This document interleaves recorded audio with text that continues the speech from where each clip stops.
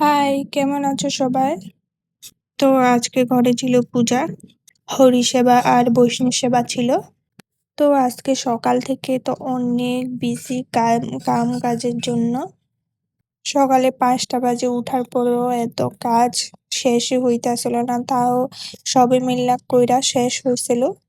এদিকে 12টার আগে ভগবানকে ভোগ দেওয়া হইব, সেজন্য জলদি তাড়াহুড়া করতেছিল। আর কিছু পিঠাও বানানোর ছিল, তো ভগবানের পিঠা ভোগ দিব। পিঠা, পায়েস, সেমাই।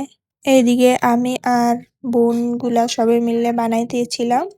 তারপরে সবগুলা বানানি কমপ্লিট করে কীর্তন হয়ে গেছিল। কীর্তন করার পর ঠাকুরের ভোগ দেওয়া হয়। তারপরে 12টার আগে ভগবানকে ভোগ দেওয়া হলো। এই যে ভোগ দর্শন সবে করে নিও। তারপরে ভোগ দেওয়ার পরে ভগবানের কীর্তন উর্তন শেষ হওয়ার পরে সবে প্রসাদ লওয়ার ব্যবস্থা করতেছিল।